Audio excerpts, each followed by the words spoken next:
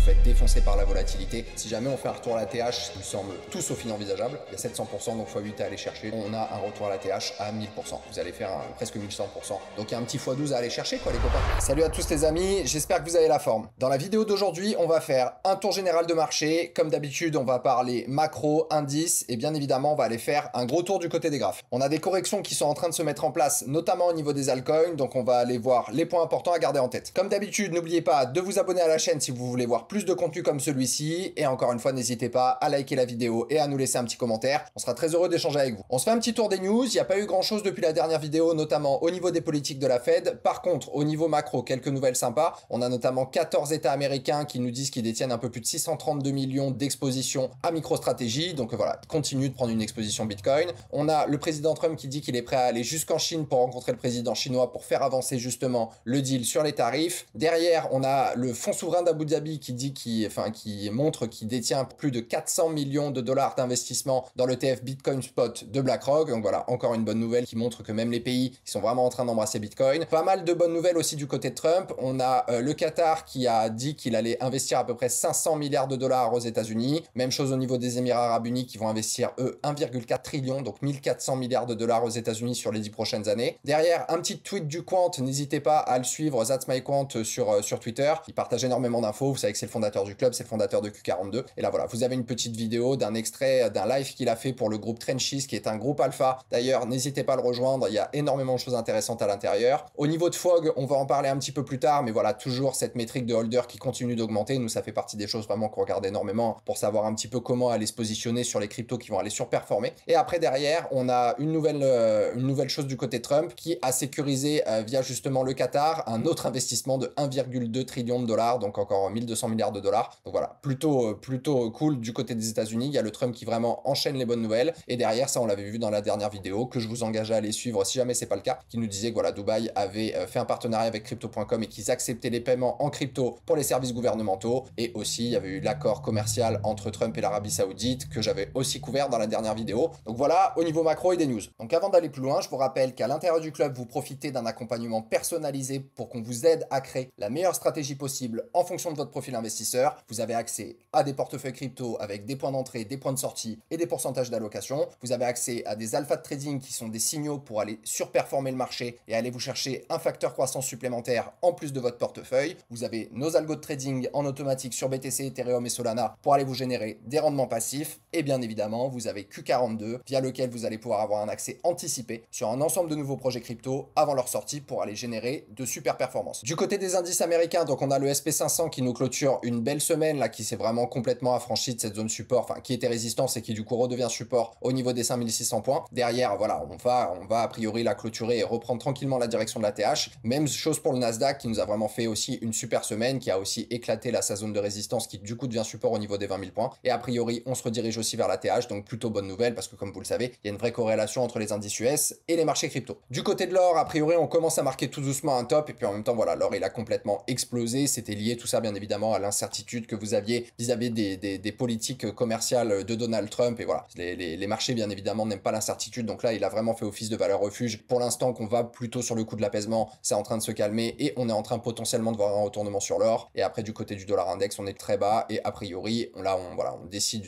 une bougie en marteau, ce qui s'appelle en marteau inversé, donc qui pour le coup nous amène à reprendre de la tendance baissière, donc ça plutôt aussi sympa pour les actifs risqués. Du côté du sentiment de marché, donc Fear and Greed Index, on est toujours dans des zones de cupidité, on est à 68 aujourd'hui, donc vous voyez on avait eu vraiment les zones d'extrême peur là quand on était venu toucher le bottom sur Bitcoin. Comme vous le savez, c'est très corrélé à l'action de prix, donc là vous avez vraiment le sentiment d'euphorie qui est en train de revenir. Donc encore une fois, très important, toujours pareil, soyez bien contrariens, achetez la peur et vendez l'euphorie. Du côté de Bitcoin en daily, donc toujours pas mal de force. Bon après voilà, on est en train potentiellement là de mettre en place un petit retracement. D'ailleurs c'est pour ça que les alts ont mis en place quelques corrections ces derniers jours, on va aller voir ça après. Mais globalement toujours pareil, hein, le Bitcoin qui était sorti là de ce biseau descendant par le haut, on acte le retournement de marché, on laisse pas mal de déséquilibre derrière nous. Donc ça c'est vraiment des zones, je vous rappelle, dans lesquelles ce qui s'appelle de l'imbalance ou de la fair value gap, c'est des zones dans lesquelles les acheteurs ont explosé les vendeurs. Pour le coup à chaque fois vous voyez, on fait une explosion, on maintient ces zones, on continue de monter, on maintient ces zones. Donc là ça va être une zone de travail à surveiller dans les prochains jours. Après on est le week-end, hein, les marchés US sont fermés, donc il y a quand même beaucoup moins de volume sur les marchés crypto. Mais globalement au niveau du RSI, vous voyez, on s'est pas mal aplati, donc ça c'est signe aussi quand même d'une perte de momentum et d'une potentielle divergence qui est en train de se mettre en place. On a un volume qui est assez descendant ces dernières semaines, mais globalement, on s'est affranchi très fortement du mid-range là au niveau des 100 000 $.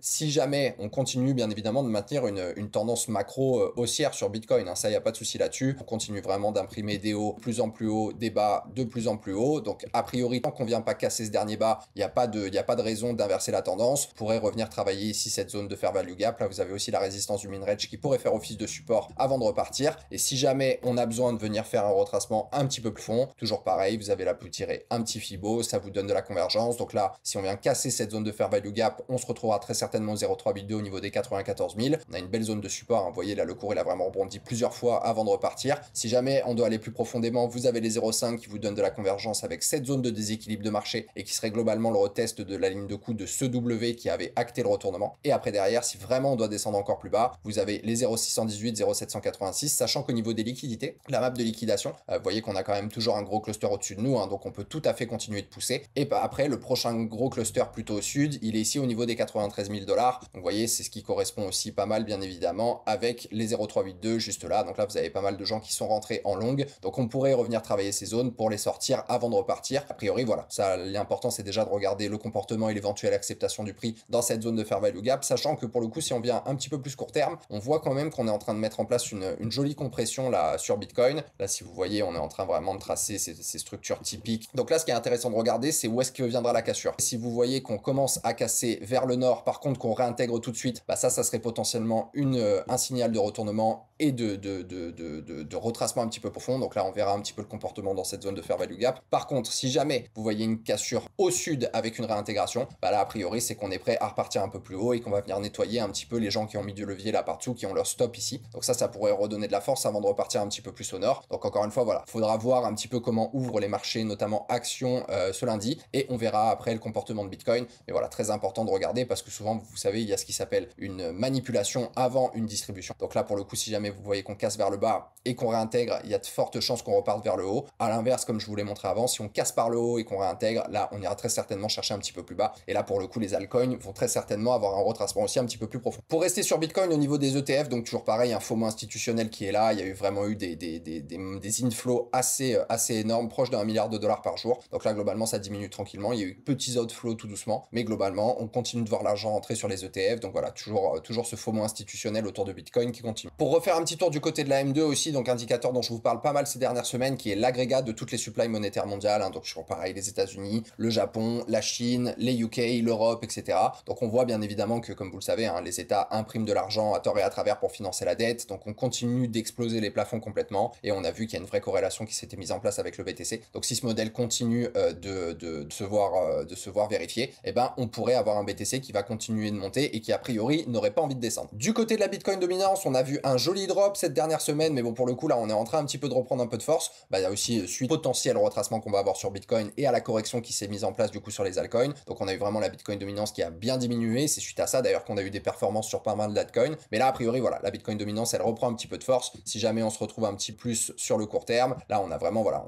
moi je pense que pour vraiment acter le retournement de marché, il faudra casser ce dernier plus bas ici au niveau des 61, et là il y a de fortes chances qu'a priori, si on revient un petit peu plus long terme, on voit se mettre en place cette fameuse altcoin saison avec un mouvement de liquidité de Bitcoin vers les altcoins pour voir éclater toutes nos cryptos préférées, et ça on l'attend tous. Donc voilà, on espère que ça va arriver bientôt et on est content parce que c'est des premiers signes qui montrent potentiellement on sera en train de s'en rapprocher. Du côté d'Ethereum en daily, donc voilà, hyper content, il nous a fait quand même une sacrée poussée, il s'est bien réveillé ETH, il a acté le retournement de marché ici, ça laisse beaucoup de déséquilibre, donc ça c'est vraiment du gap de rupture, hein. C'est pas sûr qu'on vienne revisiter ces zones. Là derrière, on voit qu'on vient trouver un petit peu résistance au niveau de la zone des 2800, on semble prendre la direction du sud, donc il y a pas mal de zones à retravailler là, hein, si jamais on vient un petit peu plus court terme du côté d'Ethereum. Vous voyez tout ça en daily, c'est des zones de déséquilibre de marché. Donc là, en fonction bien évidemment du comportement notamment de Bitcoin, si jamais on vient sur Bitcoin, comme je vous ai dit, chasser les liquidités au nord pour après reprendre la direction du sud, bah, il y a de probabilité que sur Ether, on retourne visiter la zone support des 2200 $, qui pourrait être potentiellement, bon ça reste un peu haut, mais ça pourrait être quand même intéressant de rentrer. Là en 4 heures, on vient de casser le RSI au niveau de la ligne des 50, donc plutôt momentum baissier. Si on reste en daily, on est toujours quand même pas mal haut, on est en train tranquillement de sortir de la zone de survente. Donc là voilà, ça sera bien évidemment à corréler avec ce que va va faire BTC. Mais si jamais on voit un Ethereum qui vient reprendre la direction de ce niveau support avant de reprendre de la hausse, bah on aura juste eu le besoin de respirer un petit peu. Globalement, si vous tirez toujours pareil un Fibo depuis le bottom jusqu'au top local, ça correspondrait très bien justement cette zone de support avec les 0,382 qui est vraiment un premier arrêt classique dans une continuation de tendance haussière. Si jamais on a besoin de retourner un petit peu plus bas, vous avez les 0,5 ou alors la zone de rechargement de longue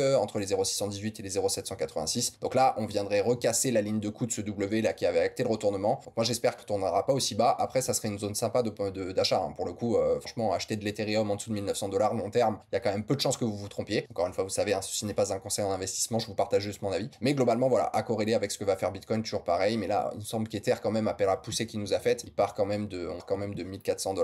On a poussé un plus 100% sur Ether en quelques semaines. Donc voilà, plutôt intéressant. J'espère que vous avez pris quelques profits. Encore une fois, toujours pareil, hein, d'où l'intérêt d'avoir vraiment le bon timing, des zones d'entrée, des zones de profit, pouvoir sécuriser des bagues, pouvoir venir réaccumuler plus bas en vue d'une continuation de tendance haussière. Et du côté d'Ethereum contre Bitcoin, donc voilà, on a fait quand même une jolie reprise. On est venu acter potentiellement le retournement là ici. Moi, je pense qu'en dépassant ici le dernier haut des 0,0,24, là, on a acté un retournement de marché. On a refait un haut plus haut que le précédent. Donc là, ce qu'il faudrait se voir sur Ethereum BTC, c'est surtout pas venir refaire un point bas. Où est-ce que le curseur, il est là-haut. Là, ce qu'on veut surtout pas voir, c'est revenir faire un point bas parce que là, on serait dans une continuation de tendance baissière. Par contre, si jamais là, quand même, ça a bien poussé, donc à tout moment, on a besoin de venir corriger un petit peu, potentiellement revenir travailler cette zone ici où il y a quand même pas mal de déséquilibre de marché avant de reprendre la direction de la hausse. Si jamais on vient vraiment du côté du plus court terme sur ETH contre Bitcoin, là, les zones intéressantes à regarder, si jamais vous avez envie de faire une rotation de BTC vers vos Ethers, bah là, pour le coup, on a les 0,382 qui correspondent bien avec cette zone support, sinon 0,5 ou alors grosse zone de déséquilibre de marché dans la zone de rechargement de longue,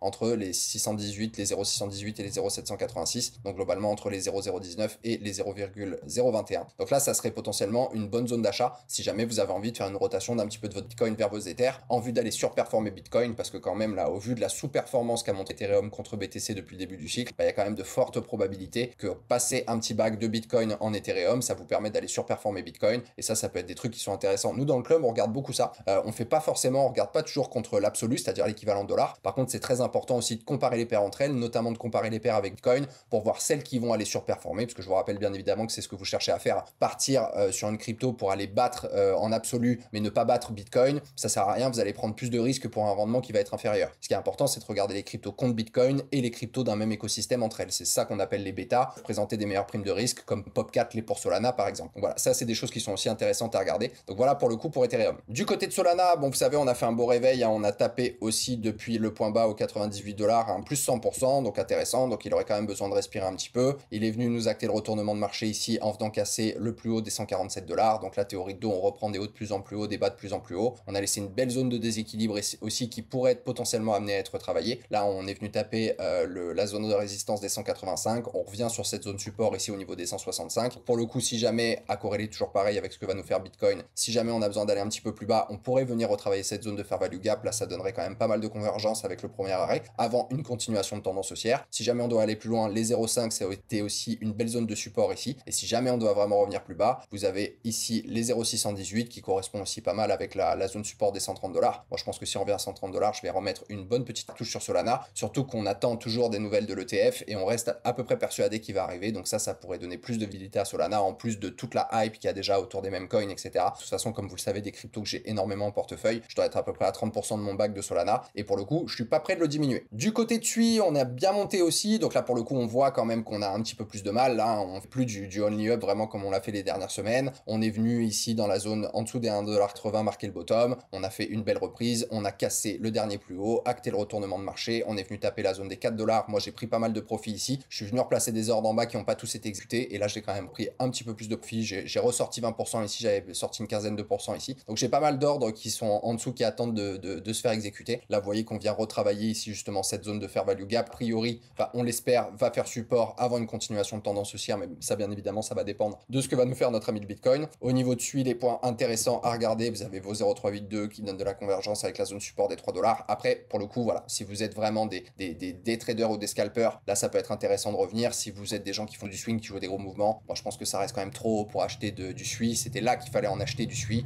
Là, pour le coup, quand même, vous avez un risque rendement qui est beaucoup moins intéressant. Donc voilà, à corréler avec ce que va faire Bitcoin. Et si jamais on a besoin de casser, de retourner un peu plus bas, vous avez les 0,5 qui serait globalement le fait de revenir travailler la ligne de coup là de ce W qui a acté le retournement. Et après derrière, si on doit redescendre, vous avez les 0,618, 0,786 avant de repartir. Et il y a de la convergence aussi avec le support des 2,40 $. Là, on commencerait à revenir sur des zones intéressantes. Moi, en tout cas, je pense que c'est ici que j'ai des ordres qui sont placés pour éventuellement racheter du SUI, parce qu'après, j'ai quand même une bonne exposition. Ça représente à peu près 3-4% de mon folio. Je pense que voilà, j'ai pas envie de me réexposer aussi haut parce que le risque rendement, il est quand même moins intéressant que quand on était à 2 $, bien évidemment. Sur le RSI, en plus, vous voyez, on commence à vraiment acter des divergences. Là, d'ailleurs, la divergence, elle est officiellement en place. Vous avez, vous voyez, un espèce de double top sur le RSI, alors que sur le cours, ça continue de monter. Et là, sur le RSI, on vient casser le dernier plus. Donc là, pour le coup, il y a la divergence qui est en train de se mettre en place. On pourrait retourner faire un tour au niveau de la zone des 0,50 pour maintenir toujours ce momentum haussier, parce que tant que vous êtes au-dessus des 50 sur le RSI, vous êtes plutôt dans un momentum haussier. Mais voilà, le but, c'est de surtout pas venir de toute façon casser le dernier plus bas, parce que sinon, ça serait de la continuation de tendance haussière. Par contre, voilà, si jamais on vient casser ici, casser ce support, là, on retournera par là, et là, ça sera une zone intéressante d'achat en vue d'une continuation de tendance. Du côté du Tao, un peu des configurations similaires à celles qu'on voit sur SUI. Donc, vous voyez, on avait fait aussi une belle poussée sur Tao, on avait imprimé un plus 200% depuis le bottom ici. On est venu acter le retournement de marché, on a cassé première zone de résistance, on est venu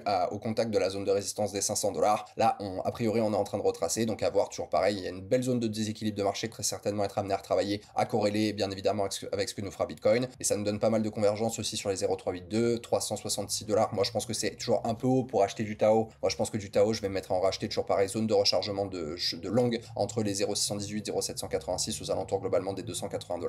Là, ça serait une bonne zone d'achat d'entrée long terme avant de repartir. Pour le coup, moi, Tao, j'ai pris un bon 30% de profit sur mon bag. Donc là, j'ai des ordres qui attendent. Et si jamais je me fais pas exécuter, c'est pas grave. Il y aura d'autres rendements risques qui seront intéressants à l'avenir. Les opportunités sur le marché crypto, c'est pas ce qui manque. Mais voilà, là, je pense quand même que sur Tao, on a besoin de revenir travailler un petit peu plus bas. On dessine un joli double top aussi sur le RSI. C'est une belle divergence. On n'a pas encore cassé le plus bas. Donc la divergence, elle n'est pas encore mise en place. Mais a priori, voilà, surtout vis-à-vis qu'on voit sur le reste des alts, il y a quand même de fortes chances qu'on vienne revisiter la zone des 50 sur le RSI. Donc a priori, Tao, voilà, il va faire un petit retracement, un petit fond. Donc là, je pense que les bons objectifs à avoir en tête, c'est les 0,5 ou les 0,618, 0,786. Et là, moi, pour le coup, j'ai des zones d'achat qui attendent. Sinon, j'achèterai pas de Tao. Pour moi, il est déjà trop haut. Du côté de notre ami Pepe, donc Memecoin, plus gros Memecoin de l'écosystème Ethereum, hein, ça c'est vraiment un vieux de la vieille, entre guillemets, qui nous a fait une belle poussée aussi, le Pepe, hein, qui est venu faire depuis le bottom un joli 190% de performance. Donc là, pareil, on a mis un petit mot dans le club. D'ailleurs, je vous en parle, on en a parlé aussi. N'hésitez pas, c'est pour ça c'est hyper important de regarder bien ce qui se passe sur le forum.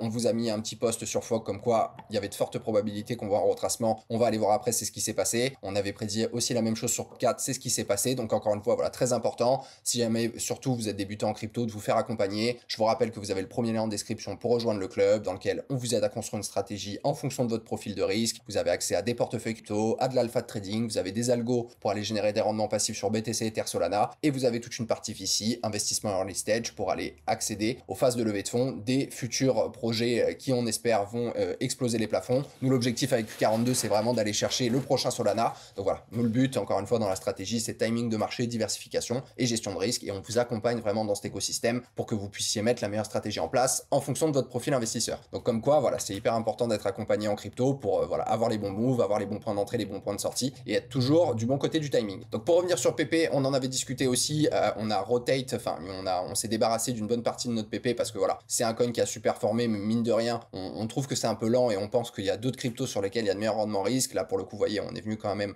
prendre cette zone de résistance ici au niveau des 0,4016. On est en train de casser cette zone de support. Donc a priori, on va revenir travailler la zone de fair value gap ici. Là vous voyez, il y a un beau déséquilibre de marché, ça donne de la convergence avec la zone support au niveau des 0,5099. Vous avez en plus voilà les 0,5, la zone de rechargement de short de long qui est ici, en vue potentiellement d'une continuation de tendance haussière. Moi j'ai vendu tous mes bags, j'ai plus de PP du tout, je pense qu'il y a de meilleurs rendements risque ailleurs, mais pour le coup voilà, si jamais vous revenez dans une zone comme ça peut être une zone d'achat moyen long terme intéressante, pareil, à corréler avec ce que fera Bitcoin. Mais là vous voyez, le RSI il a explosé, il est parti dans le surachat, il a réintégré fortement. Prochaine zone là, c'est les 50, a priori il a besoin de venir respirer un peu le PP, ça a un volume qui est quand même descendant, donc voilà, il y a un peu de momentum baissier là du côté de PP. Du côté de WIF, même chose, bon, on a repris, il y a eu pas mal de rendement sur WIF, hein, ça fait partie des cryptos qu'on avait en portefeuille. On a généré un 318% de rendement, quand même plutôt pas mal. On est venu se heurter ici à la zone de résistance des 1,37$. On est a priori revenu sur la zone de support qu'on a plutôt envie de casser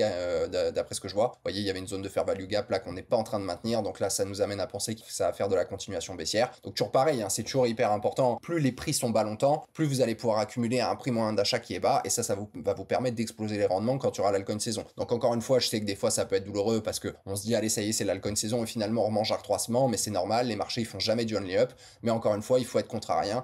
embrasser le fait que les prix soient bas longtemps parce que ça vous permet vraiment d'accumuler des gros bags et c'est ça qui va vous faire que vous allez complètement exploser les rendements quand ça va vraiment repartir. Globalement, au niveau de WIF, si jamais on se tire un petit fibo, là, ouais, on est en train de casser les 0,382, donc ça nous annonce quand même de la continuation de tendance baissière. On a une zone de déséquilibre de marché ici sur les 0,5 et ça serait globalement la ligne de coup là ici de ce W là qui nous a permis vraiment d'acter le retournement de marché. Sinon, zone de rechargement de longue au niveau de, et puis il y a de la convergence là ici, vous avez un support au niveau des 0,5, vous avez un volume qui a bien monté, qui redescend, mais là le RSI voilà, il montre quand même qu'on a une perte de momentum et une perte d'accélération sur WIF, donc a priori voilà. Moi j'ai pas pris beaucoup de TP sur WIF, après c'est pas beaucoup de mon bag, c'est moins de, je crois que c'est 0,5% de mon bag. J'ai pas pris TP, j'aurais dû, mais c'est comme ça, mais pour le coup voilà, je viendrai pas réaccumuler, parce que j'ai déjà la diversification qui fait sens d'un point de vue de mon exposition, mais pour le coup, pour ceux qui ont pris TP ici, intéressant de éventuellement venir réaccumuler dans ces zones-là, en gros au niveau, enfin en dessous des 0,7. Du côté de banque, un peu le même scénario, depuis point bas, on a mis un joli 200% aussi, donc là voilà, c'était quand même un support majeur, hein. Vous voyez quand on a cassé ça, on vient ici retaper cette zone de résistance, donc là on va reprendre respiration à mon sens avant de repartir, parce que moi je reste bien évidemment, comme on le savait, haussier sur le moyen terme, mais par contre là si on est en train de casser, a priori on va venir retravailler la ligne de coup de ce W là qui avait acté le retournement de marché, donc là bonne zone support sur banque au niveau des 0,4014, et après si jamais vous avez besoin de venir chercher une zone de rechargement de longue, c'est sous le support, c'est au niveau de la zone ici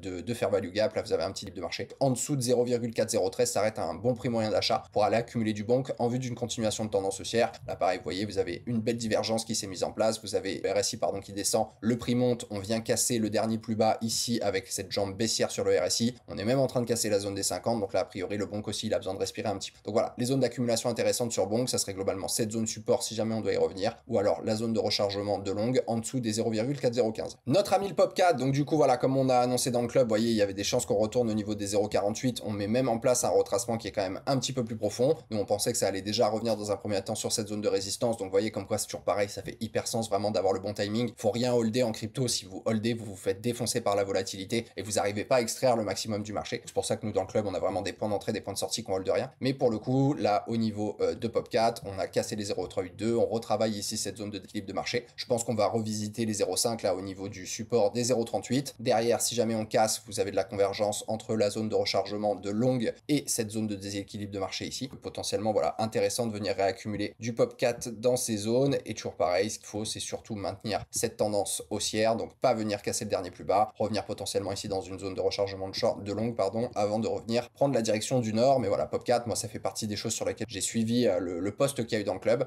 et ça m'a permis de sortir à peu près 20% de ma position. Et là, je peux réaccumuler plus bas. Donc encore pareil, très important d'embrasser ces phases où les prix sont bas pour pouvoir accumuler avec des prix moyens d'achat qui sont les plus intéressants possibles. Du côté de Pengu en daily, bon, on a acté le retournement de marché ici, on s'est fait une belle envolée, comme quoi voilà, très important d'être sur les trucs qui surperforment. On est à 370% pratiquement depuis le bottom, joli double top, la belle divergence qui a été actée, on est venu le casser le dernier plus bas ici, donc là voilà, il y a de fortes chances qu'on vienne retracer un petit peu plus profondément. La prochaine zone intéressante sur le Pengu, qui est un bêta d'Ethereum là pour le coup, qui est plutôt du même écosystème, qui présente une meilleure prime de risque que ceux dont je vous parlais tout à l'heure, écosystème abstract, hein, donc, sur lequel on est quand même assez bullish dans le club comme vous le savez. Mais pour le coup, bonne zone d'accumulation ici sous les 0,01. Voilà, c'est vraiment une bonne zone de support ici qui est office avant la dernière jambe haussière. Donc là, si jamais on doit revenir un petit peu profondément sur notre ami le Pengu, vous avez du coup voilà les 0,5 ici qui font un petit peu office de support avec cette zone ici. Et après derrière, là il y a un déséquilibre de marché qui serait aussi la ligne de coup du W qu'on a cassé quand on a acté le retournement. Donc là, on pourrait revenir retravailler ici cette zone là. Bonne zone d'accumulation, hein. Moi j'ai pas assez de profit malheureusement sur Pengu, j'ai pris que 10% de ma position, je les ai pris assez tôt. Je les ai pris par là, j'ai pas repris, j'aurais dû. Mais encore une fois, c'est pas grave. Et là, je vais pouvoir venir réaccumuler tranquillement si jamais on vient en gros en dessous des 0,0080. Du côté de AI16Z, donc agent IA, là pareil, on est en train de casser la zone des 50 sur le RSI. Belle divergence qui a été actée hier d'ailleurs. Voilà, quand on est venu casser ici, qu'on est venu clôturer et que le RSI il avait cassé son dernier plus bas. On a un volume qui est plutôt descendant ces derniers jours. Bon, après, on avait acté un joli retournement de marché. Donc là, on va très certainement revenir au moins visiter la ligne de coup du W. Vous voyez la zone des 0,610 juste là. Donc là, pour le coup, voilà, je pense que c'est un bon endroit pour venir accumuler tranquillement du AI16Z avant une continuation de tendance haussière. Moi, j'ai pris des profits dans ce coin-là. J'ai pris pareil 5-6% de mon bag en profit. Donc là, j'ai laissé courir. J'aurais dû reprendre, mais c'est pas grave encore une fois. J'ai quand même des ordres placés là et j'ai toujours pas mal de stablecoin. Moi, à l'heure actuelle, pour vous donner un ordre d'idée, je suis toujours à peu près à 20-25% de stablecoin dans mon portefeuille. Hein. C'est moi mon delta. Je vais le faire augmenter vraiment quand on aura eu le vrai décrochage sur la Bitcoin dominance et qu'on verra qu'il y a une surperformance partout. Mais là, on sent quand même que Bitcoin, il est seulement en train de ranger. Vous avez les altcoins qui diminuent. C'est signe quand même que l'altcoin saison, elle commence à pointer le bout de son nez, mais qu'elle n'est pas encore vraiment là. Et moi, c'est qu'à ce moment-là que vraiment je monterai mon delta, que j'aurai moins de stablecoin. Et là, j'irai vraiment reprendre beaucoup plus position sur les alts. Je ferai certainement une rotation de mes BTC vers autre chose. Mais en tout cas, voilà, à I16Z, on a besoin de venir retracer un peu. Donc la bonne zone d'accumulation, zone de rechargement de longue avant continuation de tendance haussière. Du côté de MOG, même chose. Donc là, bêta de l'écosystème Ethereum, bon, qui est aussi passé sur Solana, mais ça, il y a une grosse hype autour de ce truc-là. Ça fait partie des plus gros meme coins hein, d'un point de vue diversification dans mon portefeuille. Moi, globalement, les trois plus gros, c'est CAT, MOG et FOG. Donc là, pour le coup, si on a besoin de venir retracer un petit peu plus, on a les 0,382 qui n'ont pas été atteints. Moi, je pense qu'on va venir au moins taper les 0,5. Là, ça travaille sur cette zone de support au niveau des 0,6081. Là, pour moi, bonne zone pour venir accumuler du MOG. Là, j'ai pris une bonne zone de profit. Par contre, sur MOG, je suis content. J'ai pas à peu près 40% de mon bag. Donc là, ça va me permettre de venir réaccumuler tout ça plus bas avant une continuation de tendance haussière. Vous voyez, il y a du de marché aussi. Hein. Là, il y a vraiment des zones que potentiellement on a besoin de revenir travailler. Et si jamais on retourne vraiment plus bas, zone de rechargement de longue 0,78, 0,786 et il y a de la convergence ici au niveau des 0,6056. Donc là aussi, très bon achat à long terme sur MOG. Voilà, pour le coup, si on revient ici, je suis prêt à vraiment à monter mon exposition, à mettre une grosse cartouche parce que je pense que c'est un vraiment de ceux qui va le plus performer dans les mois à venir. Pour vous donner un ordre d'idée sur MOG, si jamais on fait un retour à la TH, ce qui me semble tout sauf inenvisageable, même si vous avez voyé que vous revenez sur la zone support ici en zone de rechargement de longue, il y a 700%, donc x8 à aller chercher, donc du coup ça vaut quand même largement. Pour moi, c'est un des meilleurs bêtas de l'écosystème Ethereum. Vous voyez, comparé, je vous parlais de PP tout à l'heure, sur laquelle on est plutôt potentiellement en train de sortir un petit peu dans le club, bah, je pense que MOG, c'est un bien meilleur bêta que PP vis-à-vis d'Ethereum. Et du coup, le FOG, comme on avait annoncé dans le club, qui voilà, met en place son retracement, donc là, pareil, zone de rechargement de short à bien regarder. On n'en est plus très loin, hein, ça viendrait refaire un travail au niveau de la zone de marché juste là, au niveau des 0,05 globalement. Donc là, très bon point d'achat long terme aussi sur du FOG. Là, vous voyez, on a mis en place, bon, il n'y avait pas de divergence, mais par contre, on a vraiment cassé fortement. On revient au niveau de la zone des 50, donc on espère que ça va faire appui pour reprendre un momentum haussier. Il y a un volume qui globalement reste constant depuis les bottoms, et là, on rediminue un petit peu. Après, c'est le week-end aussi, donc forcément, il y a moins de volume sur le marché. Mais globalement, voilà, FOG, ça fait partie aussi des trois gros meme coins, comme je disais, que j'accumule fortement. Et là, si on va faire un retour à la TH aussi, il y a une espérance de gain qui est assez intéressante sur FOG. Hop là, même si on a un prix moyen d'achat ici, on a un retour à la TH à 1000%. Vous allez faire presque 1100%. Donc il y a un petit x12 à aller chercher, quoi, les copains. Voilà, les amis, c'est tout pour moi. J'espère que cette vidéo vous a plu. Comme d'habitude, n'hésitez pas à liker, à commenter et à vous abonner à la chaîne si vous voulez voir plus de contenu comme celui-ci. Je vous rappelle que tout ce qui est dit dans cette vidéo n'étant un conseil en investissement, faites bien vos propres recherches et surtout, n'investissez que ce que vous êtes prêt à perdre. Et très important, gérez bien votre risque. On se retrouve dans une prochaine vidéo. Que les marchés vous soient favorables. Prenez bien soin de vous et à bientôt.